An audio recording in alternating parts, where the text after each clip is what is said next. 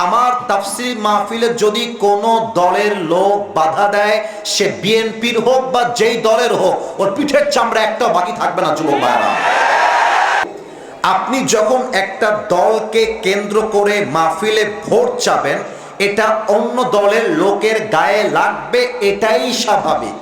এখানে যদি কোনো আওয়ামী লীগের লোক এসে বলে আপনি আমার নৌকায় ভোট দিবেন, এটা জনগণ মানতে পারবে না। যদি বিএনপির লোক এসে বলে ধানের শীষে ভোট চাই ভোট চাই, সাধারণ মানুষ শুনবে, বাট ওরা মানতে পারবে না। কিসের জন্য? কারণ ভোট যদি দলের জন্য চাইতে হয়, এটা তাফসীর মাহফিলে নয়, এটার একটা আলাদা ব্যানার হবে, আলাদা মাঠ হবে, ওইটার নাম হবে রাজনৈতিক সভা। এটা করলে লাভ কি হবে? এটা করলে লাভ হবে এমন, এখানে যদি জামাত ইসলামের লোক ছাড়া ভিন্ন লোকরাও থাকে, তাদের গায়ে কোনো কথা বাঁধবে না। ঠিক না বলে? তার মানে বোঝা গেল আমরা কোরআন দিয়ে পার্লামেন্ট চাই, এটাতে কোনো দ্বিমত আমরা নাই। বাট মাহফিলে এসে আমরা যেন নির্দিষ্ট দলের হয়ে কথা না বলি। এর কারণ জাস্ট একটা দলের লোক এখানে আসে নাই, এখানে জামাত ইসলামী আছে, বিএনপি আছে, জাতীয় পার্টি আছে, এনসিপি আছে, সাধারণ জনগণ আছে। এই মাহফিলে আমরা জাস্ট একটা কথাই বাঘের মতো হুঙ্কার দিয়ে বলবো, আগামীর বাংলাদেশ চলবে আল্লাহর কোরআনের সংবিধান দিয়ে। ঠিক কিনা বলে? এটা কোনো জামাত ইসলামের কথা নয়, এটা 18 কোটি মানুষের কলিজার দাবি। কথা ভুল না ঠিক বললাম? বলে এই জন্য স্যার আমাদের কাছে দোয়া চেয়েছেন, আমরা একটা দোয়া করতে পারি, স্যার যদি যোগ্য হন, আল্লাহ যেন স্যারকে নেতৃত্ব যা দেওয়ার জন্য কবুল করে। পরে সবাই আমিন। এই আমি কাউকে আঘাত টাঘাত দিয়েছি নাকি ভাই? আমি একদম ইনসাফপূর্ণ কথা বলেছি, কোনো দলকে আমি আঘাত করি নাই। কিন্তু একটা কথা মাথায় রাখবেন, বিএনপি কোনো ইসলাম বিরোধী দল নয়। কিছু লোক আছে যারা তাফসীর মাহফিলে বাধা দেয়, বুঝতে হবে যেহেতু বিএনপিও মুসলমান, জামাত ইসলামও মুসলমান, এনসিপিও মুসলমান, অতএব আগামী পার্লামেন্টে এই আইন হতে হবে, বাংলার মাটিতে যদি কোনো নাস্তিক ব্লগার আমার নবীর শানে, আমার আল্লাহর শানে একটা কটূক্তি করে, ওকে বাইতুল মুকাররমের সামনে ফাঁসির কাস্টে ঝুলিয়ে হত্যার রায় পাশ করতে হবে। আল্লাহ যেন আমাদের মিজানুর রহমান স্যারকে কবুল করে। পড়েন সবাই আমিন। আরো আছেন ইকবাল হোসেন হিরু, আরো আছেন আরিফুজ্জামান আরিফ, আরো রয়েছেন মুস্তাফিজুর রহমান মনির, আরো আছেন আব্দুল জব্বার সাহেব। অনেক অনেক নাম। আমরা জাস্ট এক বাক্যে এখন দোয়া করব, কারণ টাইম ইজ টু শর্ট। ফজরের নামাজটা আমাদেরকে জামাতের সাথে পড়তে হবে। আমি এক বাক্যে দোয়া করছি, আমার সিরাজগঞ্জবাসী আমার চোখে চোখ রাখতে হবে। আমি দোয়া করছি আজকের এই মাহফিলকে বাস্তবায়ন করবার জন্য যারা শ্রম দিয়েছে, মেধা দিয়েছে, আল্লাহ যেন সকলের শ্রমকে, মেধাকে, অর্থকে তার সন্তুষ্টির ওয়াসিলা হিসেবে কবুল করে আজ এই মাহফিলে আমরা যেমন একসাথে বসতে পেরেছি, আল্লাহ যেন আজকের মতো আমাদের সবাইকে জান্নাতুল ফেরদাউসের মেহমান হিসেবে কবুল করে নেয়। পরে সবাই আমিন। এবার সিরাজগঞ্জবাসীর সাথে আমার কথার পালা, আলাপের পালা। প্রথমত জানতে চাই সিরাজগঞ্জবাসী কেমন আছেন আপনারা সবাই? আলহামদুলিল্লাহ। আপনারা খেয়াল করেছেন কিনা জানি না, আমি কিন্তু স্টেজে এসেছি, অনেকে টের পায় নাই। আমি যখন এসেছি যুবকরা বুঝে উঠতে পারে নাই, যখন যুবকরা বুঝেছে ওরা একদম চিৎকার দিয়ে উঠেছে। এটা হচ্ছে ওদের ভালোবাসার বহিঃপ্রকাশ। আপনি একটু খেয়াল করেন, আমার মনে হচ্ছে আজকের এই মাহফিলের যত শ্রোতা এসেছে 95% যুবক ভাইয়ের আজকের মাহফিলে এসেছে। খালি যুবক আর যুবক, যুবক দিয়ে মাহফিলটা ভরে গিয়েছে। আপনাদের বউ আছে কার কার? তারা একটু হাত তোলেন তো। বউ আছে কার কার? আচ্ছা, আপনাদের বউ আছে। আচ্ছা, হাত নামান, হাত নামান। এবার কপাল পোড়া যারা, হতভাগা যারা, সিঙ্গেলরা একটু হাত তোলো। ক্যামেরাম্যান জলদি ফোকাস করো। তোমাদের কারো বউ নাই? আরে জোরে বলো, বউ নাই? আল্লাহ তুমি সবাইকে দিনদার নেককার বউ দিয়ে দাও। পড়েন সবাই আমিন। যারা আমিন কয় নাই ওই শালা বউ পাবে না।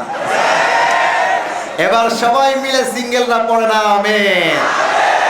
আমি আমার সিরাজগঞ্জের একটা মাহফিলে মজা করে বলেছিলাম, আর এটা পুরো দেশে ভাইরাল হয়ে গেছে। আমি বলেছিলাম শীতকালে যার বউ নাই তার জীবনে কিছুই নাই যুবক ভাই।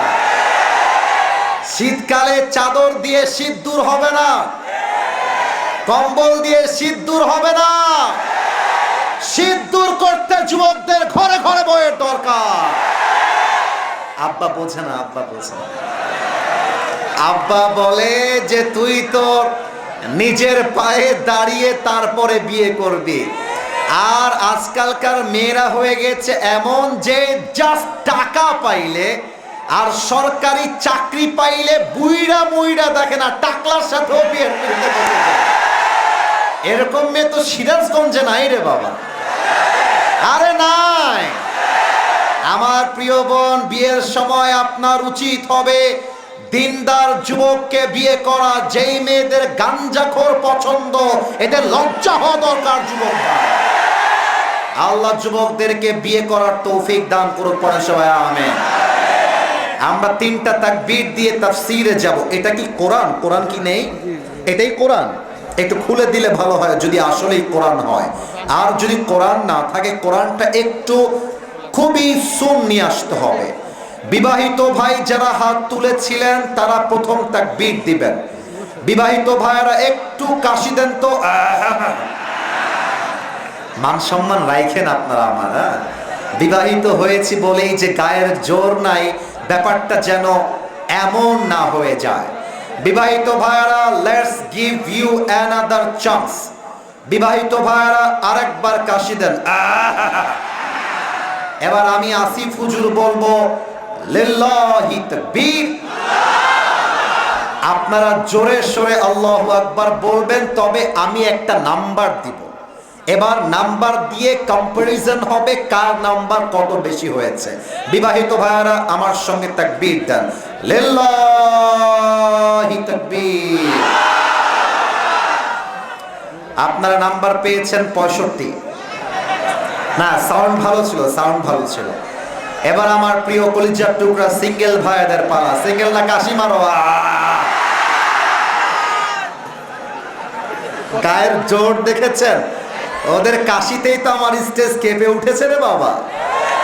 সিঙ্গেল ভাইরা আমরা আল্লাহর নামে তাকবীর দিব। সিঙ্গেলরা তাকবীর দিবেন। Single people is allowed, married people is not allowed at this moment.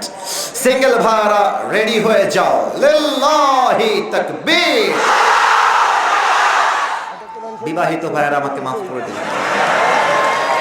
আজকে আমার মুরব্বী আব্বা জানরা জিততে পারে না, বিবাহিতরা আজকে সিঙ্গেলদের কাছে হেরে গিয়েছে, তাই না বলো?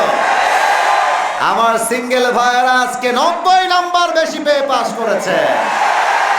এবার কোনো ভাগাভাগি নেই, সবাই মিলে একটা তাকবীর দিবেন এমন জোরে যে আমি স্টেজ ভেঙে নিচে পড়ে যাব। শেষ তাকবীর, এরপরে আমরা কোরআনের দিকে চলে যাব। আমার সিরাজগঞ্জবাসী, আপনারা আমার এই কলিজার ভেতরে বসবাস করেন। আমাদের সিরাজগঞ্জ হচ্ছে রাজশাহী বিভাগের একটা জেলা। অনেকে যারা আমাকে ফেসবুকে দেখেছেন, আমি আমার ওয়াজে বলেছিলাম Rajshahi is a brand and the লাউ মিসলা লাহু ওয়ালা মাসিলা লাহু ওয়ালা কাফিলা লাহু লা শিবহা লাহু ওয়ালা শাবীহা লাহু ওয়ালা ওয়ালাদা লাহু ওয়ালা ওয়ালিদা লাহু وهو الواحد الفرد الصمد لم يلد ولم يولد ولم يكن له كفوا أحد ونشهد أن سيدنا ونبينا وحبيبنا وحبيب ربنا وطبيبنا وطبيب أرواحنا محمدا عبد الله ورسوله। এই ছেলে পেলে, থামো থামো। মানে তোমরা কি ভালোবাসাকে উইকনেস মনে করছো? মানে আমার ভালোবাসার দুর্বলতার কারণ হয়ে যাচ্ছে এরকম কিছু কথা বলছো তোমরা?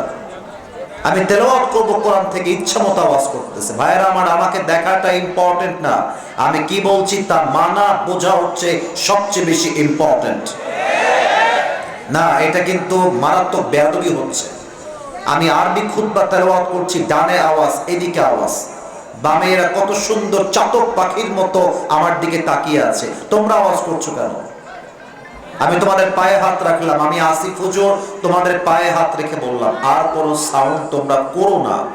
আমি অত্যন্ত দুর্বল মানুষ, প্রতিদিন 7 ঘন্টা 8 ঘন্টা করে জার্নি করতে হয়। ইভেন এমনও দিন গেছে 16 ঘন্টা জার্নি করেছি মাত্র 2 দিন আগে। তো এরকম একটা মানুষ মুসাফির হয়ে আসছে, যার মতো যেখানে মন চায় আওয়াজ করতেছে। এটা তো ডিসেন্ট ম্যানার না, এটা তো সিরাজগঞ্জের বদনাম হয়ে যাবে। এই জন্য প্রিয় ভাইয়েরা, আমি কোনো অহংকারী মানুষ না। যুবকরা আমার পরিচয় টুকরা, যুবকরা আমাকে অনেক বেশি ভালোবাসে। এরা সেই যুবক, এখানে বসে আছে ওরা। আমি চাই না কোনো বিশৃঙ্খলা, আমি আর কোনো আওয়াজ চাই না। লাস্ট ওয়ার্নিং ফর এভরিওয়ান, আস্তাগফিরুল্লাহ আস্তাগফিরুল্লাহ। আউযু বিল্লাহি মিনাশ শাইতানির রাজীম। বিসমিল্লাহির রহমানির রহিম। إن الله يأمركم أن تؤدوا الأمانات إلى أهلها وإذا حكمتم بين الناس أن تحكموا بالعدل وقال تعالى في كلامه المجيد كل نفس الموت ثم إلينا ترجعون وقال تعالى في كلامه المجيد لكل أمة أجل إذا جاء أجلهم فلا يستأخرون ساعة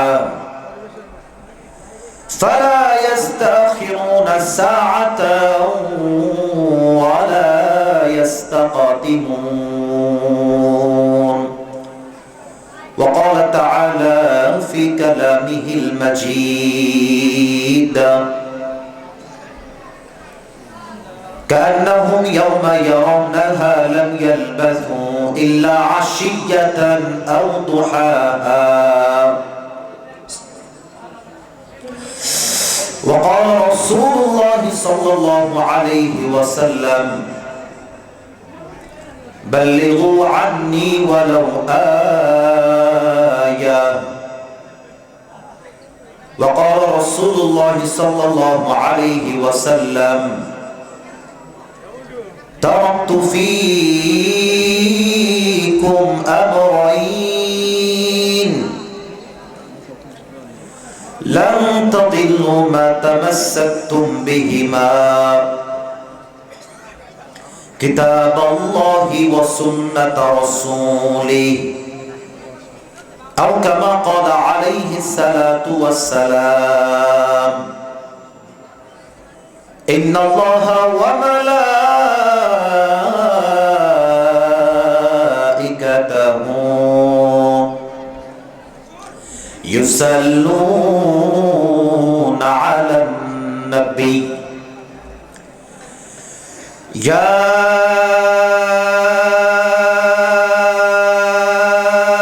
أيها الذين آمنوا صلوا عليه وسلموا تسليما اللهم صل على محمد وعلى آل محمد كما صليت على إبراهيم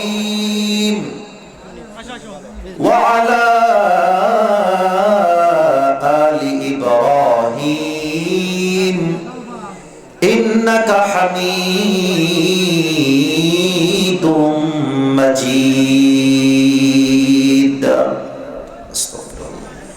স্টেজের পেছনে কথা হচ্ছে, সে আওয়াজটা কিন্তু আমার কানে আসছে। আমি আবারও বলছি, মিডিয়াতে রেকর্ড হচ্ছে, পুরো দেশের মানুষ কিন্তু আজকে শরৎপুর কাশীনাথপুরের এই মাহফিলটা দেখবে। আপনারা যদি সাউন্ড করেন, হয়তো বা আমি একটা মেজাজ গরম করে ধমক দেব, এই ছেলে, এই বেয়াদব, এই টাইপের কথা বলবো, ওইটা মিডিয়া আপলোড হয়ে যাবে।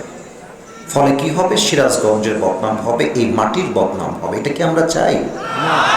আচ্ছা, আমার কথা যদি কোরআন হাদিসের বাহিরে হয়, আপনি চিৎকার দিবেন, আমার কোনো প্রবলেম নেই, কিন্তু আমাকে পরিবেশ দিতে হবে। একটা মাহফিল এবং ওয়াজ সুন্দর হওয়ার পেছনে বক্তার ভূমিকা 20%, অডিয়েন্সের ভূমিকা 80%। কারণ কি বোঝায় দিচ্ছে, আমি মনে করেন তাফসির করতেছি, ডান দিক থেকে ইচ্ছামত আওয়াজ হচ্ছে, 5 মিনিট সহ্য করব, 7 মিনিট সহ্য করব, এরপরে আমার কথা ব্যালেন্স হারিয়ে যাবে। তারপরে কি বলবো, কথার কোনো সৌন্দর্য থাকবে না। কিন্তু পরিবেশ যদি হয় একদম ঠান্ডা পরিবেশ, একটা বক্তার মুখ দিয়ে তখন মুক্তার ঝরা কথা ঝরতে থাকে। এটা পরিবেশের উপর ডিপেন্ড করে।